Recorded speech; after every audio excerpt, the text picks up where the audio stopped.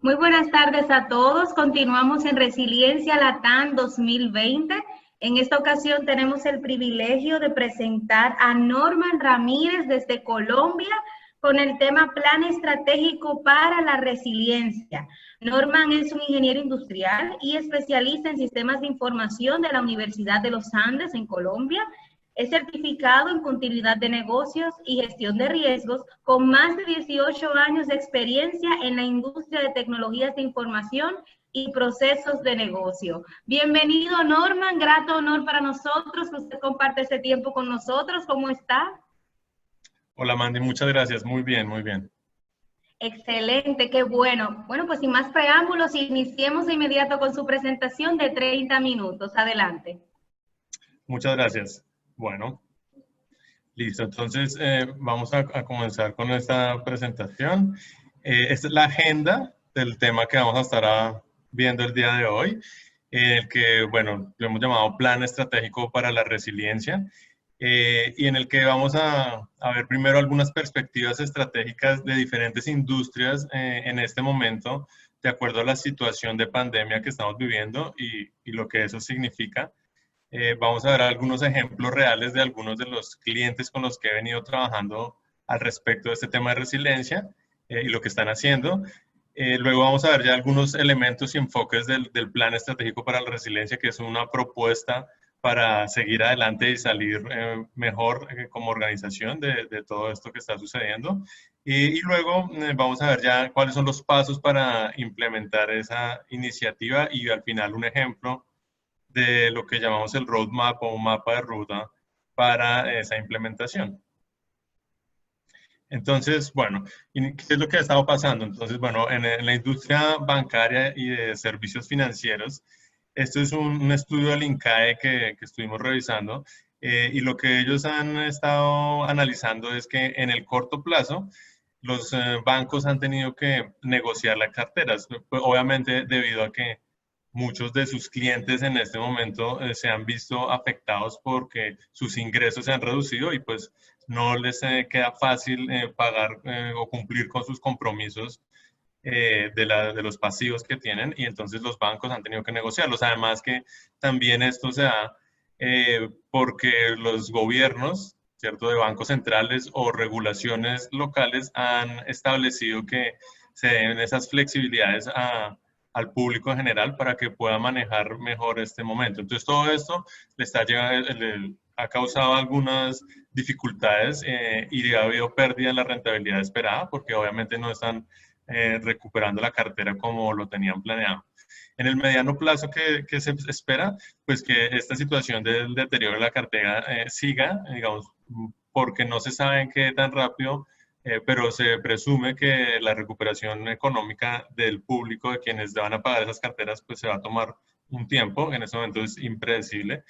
Las ventas también van a bajar porque obviamente la gente no va a estar queriendo sacar muchos créditos, aunque depende, va a haber tal vez en otros sentidos sí, en los que son apoyados por los gobiernos. Es posible que allí haya un dinero y unos negocios adicionales, pero eso todavía hay que revisarlo bien. Y también va pasando en este mediano plazo que hay una reducción o cancelación de los dividendos que les pagan a sus socios de negocios o dueños de las empresas.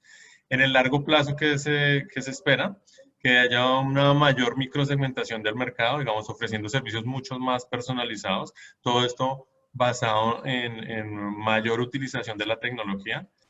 También, obviamente, en la pandemia no es posible en las cuarentenas salir e ir a las sucursales físicas, aunque en general en varios países los bancos o las sucursales de los bancos son considerados como servicios críticos que sí están abiertos, y, aunque con ciertas limitaciones, pero la mayoría del público va a querer eh, poder tener una experiencia diferente, digital, y entonces hacia eso va, digamos, la gran conclusión es que la banca y servicios financieros se van a enfocar a usar más la tecnología y a tener experiencias completamente digitales o lo más que se pueda porque puede haber algunas restricciones. Entonces, ese es como el panorama en lo que tiene que ver con servicios financieros. En retail, ¿qué ha venido pasando? Entonces, en el corto plazo, ha habido una pérdida de ventas en puntos presenciales, pues porque con la cuarentena no es posible ir a hacer las compras, pero en cambio sí ha venido un aumento en las ventas virtuales, pero eso depende de qué tan preparado estaba el negocio o no para hacerlo, o sea, qué tanto ha avanzado en su transformación digital y en su comercio electrónico. Y si contaban ya con este tipo de servicios, pues es un momento en el que les está yendo bien, pero si no lo tenían, entonces es parte de lo que tienen que ponerse a trabajar y sacarlo lo más pronto posible y eso seguramente va a tener ciertas dificultades. En el mediano plazo va a haber enfoque en el comportamiento del consumo y los cambios que va a haber durante la pandemia como esto, como de no hacer tantas ventas presenciales sino más en línea y va a haber muchas otras circunstancias a las que tienen que adaptarse, ¿cierto? Entonces todo esto que estamos viendo son cambios que en esencia les va a favorecer a las empresas que tengan mayor resiliencia porque se van a poder adaptar más.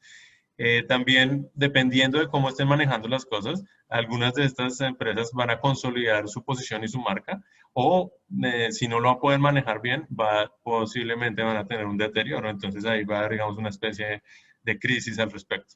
En el largo plazo, pues se va a seguir posicionando los canales virtuales. También va a haber algunos cambios en las tiendas físicas, porque igual no, en el de retail no todo se va a poder virtual. Y por ejemplo, a ver que se pueda comprar y solo ir a recoger rápido, pero eso también es parte de esos comportamientos del consumo. También va a venir automatización y también inteligencia de mercado y microsegmentación para atender mejor a sus clientes.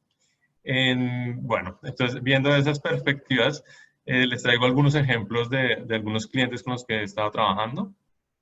Este es, pues no puedo decir el nombre, pero por temas de confidencialidad, pero es una empresa del sector de tecnología que tiene presencia global. Son soluciones de software y de integración de sistemas. ¿Qué tenían ellos antes de que ocurriera el incidente de pandemia? Han generado un plan de continuidad para sus procesos críticos y eso está definido por las diferentes regiones y países. Y esto ya viene hace unos 3, 4 años y vienen haciendo pruebas continuas y haciendo entrenamientos a los comités de crisis globales y locales. Entonces, esto es lo que venían haciendo. Eso les permitió que durante la situación pudieran actuar de una manera coherente, activando sus comités por diferentes regiones y países y de acuerdo a la evolución también pudieron establecer cuáles son las regulaciones que en cada país, cada ciudad en algunos casos se tienen que cumplir. En general venían también ya con una iniciativa de trabajo desde la casa fuerte y pues en esta situación eso se hizo más robusto y digamos que lo han podido aprovechar porque no lo tuvieron que hacer de cero, sino que ya venía andando para una gran parte de sus empleados, pero aquí pues tuvieron que ampliarlo.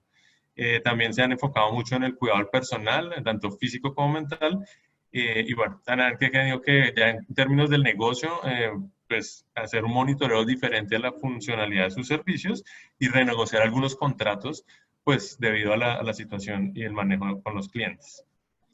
Después, ¿qué se está planteando hacia adelante? Que tiene que haber un plan de retorno gradual a las oficinas. En algunos casos puede que se queden trabajando remoto, otros va a ser necesario por el negocio que sí vayan a oficina o a sitios de trabajo.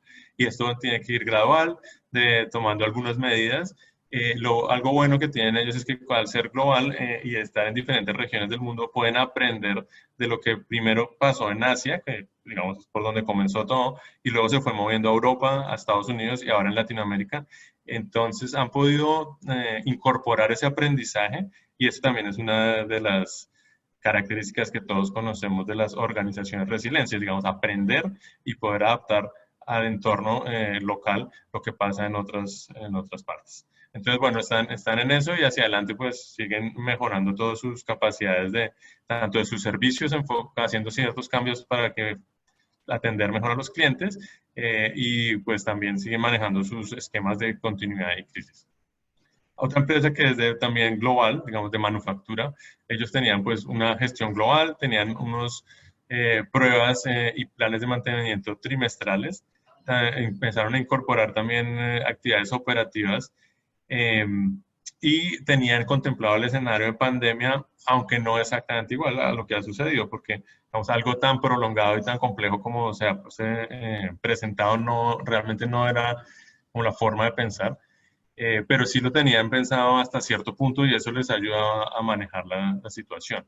¿Qué hicieron? Bueno, respuesta temprana desde China, porque pues tienen ubicaciones allá.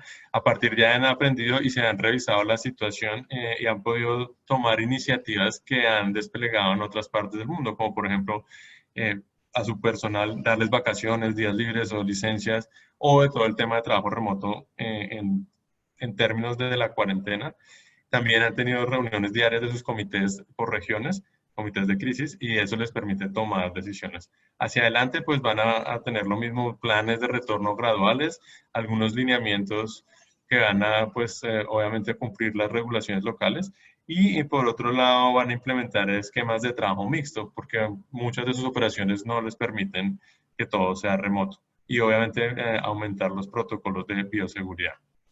Otro ejemplo que quiero darles es en Colombia, otra empresa de manufactura que está en el sector de plásticos y de insumos para la industria o diferentes tipos de industria a partir de materias primas de plásticos. Ellos ya venían desde antes trabajando con sus planes de continuidad, hace unos 3 años, ya tienen un sistema de gestión para procesos críticos, han venido haciendo ejercicios y están ya lo que es el sistema de gestión de continuidad de negocio. Durante la situación, pues activaron sus comités de crisis y precrisis, digamos, tienen un esquema de precrisis como antes de.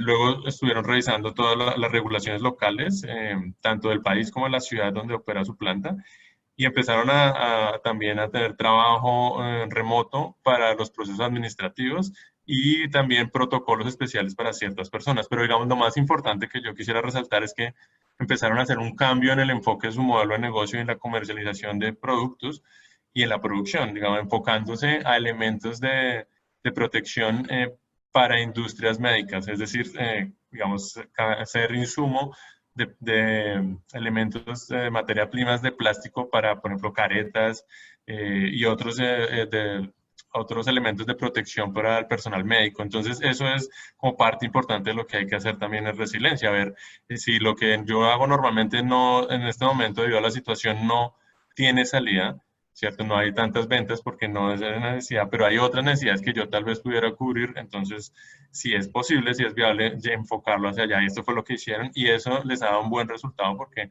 ha incentivado, obviamente, sus ingresos que en cierto momento se vieron afectados. Hacia adelante, pues, ¿qué van a seguir haciendo? Bueno, van a seguir manejando todo lo que puedan de trabajo a distancia, básicamente es todo lo administrativo, y manteniendo la producción a su nuevo enfoque de mercado, ¿cierto? En términos de lo que puede que vaya cambiando en el tiempo. Entonces, estos son diferentes ejemplos y situaciones que nos dejan ver la resiliencia, cómo se opera, pero lo que queremos ver en este caso, ese plan estratégico, va un poco más allá, es para tener un plan estructurado, ¿cierto? Y no que sean solo buenas ideas, que puede haber muchas, pero llevarlas a la realidad puede ser difícil si no lo tengo planteado como un plan estructurado. Y aquí es donde entonces establecemos este enfoque en el que el objetivo es ofrecer ese modelo estratégico con unas estrategias para seguir durante y después de la crisis que se está planteando. Esto funciona para eventos de interrupción prolongada, ¿cierto? Que como es la pandemia o otras pandemias pueden ser, pero puede haber otros que también tengan esas características. Entonces, el enfoque es que hay un comité de crisis que ya debería estar funcionando. Obviamente es más fácil si existe. Si no existe, como empresa tengo que generarlo porque es de lo primero que va a tener. Lo recomendable es que haya un segundo comité estratégico que tenga un más alto nivel si es posible. O sea, normalmente el comité de crisis está el presidente y los vicepresidentes, pero en el Comité Estratégico de Resiliencia deberían también estar representantes, por ejemplo, de la Junta Directiva, así es la forma en que funciona, digamos, para poder tomar decisiones aún más rápidos e implementarlas. La idea es que el Comité de Crisis va a estar dando respuesta a lo que sucede hoy día, ¿cierto? Como vimos en estos ejemplos, lo que está pasando hoy y en el mediano plazo. Eso me implica también que tengo que prepararme para el reinicio, porque aquí lo que está pasando es que la pandemia obligó a cuarentena y eso a detención de la economía en muchos casos, que implica que mi operación se ve reducida o detenida y tengo que reiniciar, pero para reiniciar posiblemente tengo que reinventar muchos aspectos de mi negocio. Entonces, eso es a lo que debería estar enfocado el Comité Estratégico para la Resiliencia, para hacer investigación, ver cuáles son los escenarios, qué oportunidades nuevas existen en en esos escenarios y si es necesario adaptar el modelo de negocio. Entonces, ese es como el planteamiento de lo que se debería estar, sobre todo mirando hacia futuro. Bueno, aquí están algunos puntos que ya mencioné y también es parte de que el área de continuidad de negocio, el departamento de continuidad de negocio de la empresa pueda apoyar a la empresa en esta definición estratégica porque son los que tienen también información de qué es lo que está sucediendo en la situación, pero no van a poder hacerlo solo, tienen que trabajar con este comité. Aquí están luego los plazos para poder llevar a cabo esta iniciativa. Entonces, lo que por donde comienza todo es por tener muy claro cuál es el estado inicial, ¿cierto? Y es muy importante ver que esto es un círculo, es decir, que son unos pasos que voy a tener que volver a repetir. Y todo inicia, como digo, por ese estado inicial que me permite tener claridad sobre cuál es mi situación financiera, mi situación operativa, cuáles son las regulaciones que me están aplicando, los diferentes aspectos clave que van a incidir en cómo puedo moverme hacia adelante. Luego, en el paso 2, lo que tengo que hacer es establecer cuáles son los escenarios posibles de que estén alineados o influenciados por parámetros de la situación actual. Entonces, en este caso de la pandemia, los parámetros más fuertes son la tasa de contagio y las regulaciones de los países. Esos dos elementos van a configurar los escenarios y yo tengo que revisar cómo se mueven y ahorita lo vamos a ver en un poco más detalle. A partir de allí, entonces, defino las iniciativas que voy a poder manejar, pero tengo que evaluarlas y esa es parte muy importante y vamos a proponer un sistema de evaluación con algunos parámetros y aspectos clave. Y aquí proponemos también utilizar el modelo Canvas, que ya es conocido por muchas personas para el tema de innovación, en el que se puede ver en una sola hoja cómo es todo el modelo de operación de la empresa y en este caso las iniciativas para ver cómo funcionan y cómo ayudarían a seguir adelante de manera adecuada. Y por último, algo muy importante es cuáles son los puntos de activación, es decir, lo que da viabilidad y que me da el inicio a que esas iniciativas que he definido anteriormente comiencen a desarrollarse, porque no necesariamente todo tiene que comenzar de inmediato, o sea, es necesario o es posible que yo tenga que analizar de acuerdo a los escenarios en qué momento se dan algunos hitos que son los que me definen que comience a trabajar esas iniciativas. Entonces tengo que tener muy claros cuáles son esos puntos de activación. Y luego, como dije, cierra el ciclo porque tengo que volver a ver entonces cuál es mi situación, ver si los escenarios o los hitos se vienen dando de acuerdo a cómo los definí o tengo que ajustar el modelo y tal vez los escenarios han cambiado y eso podría llevarme a cambiar mis iniciativas. Digamos, todo esto es algo que debería hacerse en un plazo no mayor a 4 semanas porque en este momento hay que actuar rápido y tomar decisiones. En este estado inicial, entonces tengo que ver cuáles son los supuestos financieros, es decir, en este momento, cómo están mis ventas, cómo están mis ingresos operacionales y otros tipos de ingresos, cómo están mis gastos, ¿cierto? Que lo que está pasando en general en este momento es que los ingresos casi que se detuvieron o tienen un impacto muy fuerte, pero los gastos siguen al ritmo casi que normal, a menos, bueno, los que son gastos variables no. Pero en general muchos gastos de las empresas sí siguen y eso es lo que complica la situación. También tengo que ver en este momento, en este estado inicial, cuáles son las iniciativas que venía ejecutando como empresa.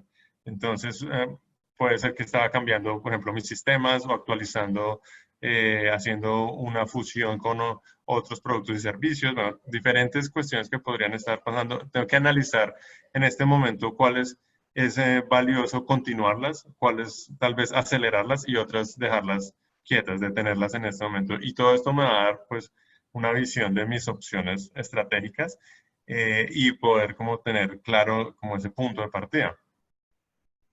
Luego, en la revisión de los escenarios, que es el paso 2, entonces, como decía, tengo que seleccionar cuáles son las variables. Eso depende de la situación. Aquí estamos dando un ejemplo, pues para la pandemia global del COVID-19. Los parámetros más claves en este momento son la tasa de contagio del virus y los efectos que tiene en la economía, porque básicamente las regulaciones, las órdenes de cuarentena totales o parciales que están dando los gobiernos dependen de esa tasa de contagio. Si sube mucho la tasa de contagio, se cierra la economía o se dan cuarentenas y eso es lo que está trayendo efectos muy fuertes en los ingresos de las organizaciones. Entonces, dependiendo de esto, puedo combinar diferentes. Por ejemplo, si se baja la tasa de contagio y también viene un tratamiento probado o la vacuna se desarrolla, esto va a tener efectos diferentes en cómo tanto los gobiernos se comportan como los consumidores y todo. Y dependiendo de esos escenarios, pues voy a traer las diferentes opciones para mi empresa. En el análisis de esos escenarios debería yo revisar también diferentes horizontes de tiempo, que eso va, digamos, va a ser muy personalizado a cada organización. Aquí estamos sugiriendo algunos, pero la idea no es que necesariamente tenga que hacerse un análisis sobre todo, sino tenerlo como una referencia, que puede ser cada 2 días, cada 4 días o cada semana, ¿cierto? Cada 2 o 4 semanas, cada 3 a 6 meses, y hacia adelante sí ya en el mediano y largo plazo, en 1 año y 2 años, y lo que hemos llamado nueva normalidad, que es lo que debería pasar en los próximos 2 años, aunque algunas personas están hablando que esa nueva normalidad es prácticamente desde ya o dentro de unos pocos meses. Entonces, de acuerdo a mi análisis, lo que sea más coherente para mi organización, pues debería tener estos horizontes de tiempo definidos en el análisis. Estos escenarios entonces me ayudan a identificar para cuál escenario mi organización es más resiliente y en cuál podría decir yo que es más débil y poder enfocar también algunas de las iniciativas. También estimar ese margen de maniobra en el peor escenario, que cuando hablamos de escenarios es siempre muy importante poder tener claro cuál podría ser ese peor escenario en el caso de mi organización, que podría tener que ver en los mercados que opera, que si se sube mucho la tasa de contagio o si la cuarentena es muy rigurosa, o si suceden algunas otras cuestiones que me lleven a tener dificultades extremas, ¿cierto? Y todo esto al final es lo que me lleva a tener ya ese plan o empezar a definir esas ideas tangibles para la acción, ¿cierto? Son ya las iniciativas que pueden ser tácticas o estratégicas, ¿cierto? Estratégicas, digamos, de más alto nivel, tácticas más operativas. Puede haber una combinación, ¿cierto? La idea es que no hubiera más de 3 por cada escenario, porque entonces el análisis se puede volver muy complejo y no es la idea. O sea, para poder comenzar a trabajar esto, realmente es importante que no sea tan complejo. Y un punto muy importante es la evaluación de las iniciativas. Entonces, cuando, digamos, se hacen unas lluvias de ideas, puede ser dependiendo del escenario, viendo esas iniciativas, pero para filtrarlas y poder escoger con las cuales me debo concentrar, entonces sugerimos que se evalúe cuáles tienen mayor capacidad de llegarle a más usuarios o clientes o aumentar el volumen de transacciones de mi operación, que eso debería aumentar los ingresos. También cuáles tienen mayor margen, ¿cierto? Margen financiero, me estoy refiriendo. Y también cuáles se pueden adoptar con mayor rapidez. Rapidez no solo en el tiempo, sino, digamos, también de factibilidad o facilidad, digamos, que no haya regulaciones que lo hagan más difícil, o también que tenga proveedores si se necesitan para que funcione, o las tecnologías que yo utilizo como empresa. Entonces, todos esos son nuestros análisis que hay que hacer a partir de esas 3 variables, y cuando ya las tengo seleccionadas, entonces ahí sí hago una modelación de esas diferentes iniciativas usando el modelo Canvas. Todo esto va a ser necesario también hacerlo teniendo en cuenta los cambios que mencionamos algunos en los ejemplos y en los estudios, en el estudio que vimos de INCAE sobre diferentes industrias en los hábitos de consumo. Y aquí hay algunos que me parece que son muy relevantes a tener en cuenta. Va a haber mucho énfasis ahora en el consumo hacia lo que tenga que ver con hacer ejercicio al aire libre, ¿cierto? Los temas de salud, tanto mental como física, telemedicina, todo lo que es la educación virtual, teletrabajo, teleconferencias, lo que es la economía del conocimiento, ya mucho al respecto de trabajar remotamente o interactuar remotamente, que ya venía en desarrollo, pero a partir de la situación actual, pues obviamente se acrecenta mucho su utilización. También va a haber muchos enfoques en temas de salud, de alimentación, el comportamiento del ahorro de las personas va a ser diferente. En general van a tratar de no gastar tanto y poder tener mayor control de su dinero. Seguramente va a haber restricciones de viaje, de lo que son temas de eventos y convivencias que se van a recuperar más hacia adelante. O sea, todo lo que es la industria del entretenimiento, que en general aglomera muchas personas, pues va a tener una recuperación un poco más lenta. Entonces, todos estos aspectos hay que tenerlos en cuenta, tanto en el análisis de los escenarios como en las iniciativas que voy a establecer. Y al final, entonces, ya cuando estoy haciendo esta lista ya filtrada, después de modelarla, voy a tener que tener también en cuenta un análisis de la viabilidad y factibilidad, los presupuestos que va a tener que manejar en cada una de estas iniciativas, los recursos que van a ser humanos, técnicos o de otros tipos, las tecnologías que va a utilizar y si hay aspectos legales a tener en cuenta. Entonces, todo esto al final ya, cuando ya tengo toda esa definición, es que puedo decir que tengo un plan estructurado y que ya lo que solamente me falta definir es cuáles son los puntos de activación, o sea, a partir de qué hito, sea que, por ejemplo, si se subió la tasa de contagio o si el gobierno tomó eh, alguna regulación nueva, alguna decisión, entonces eso me lleva a que inicie a trabajar en esa iniciativa que he definido con la prioridad.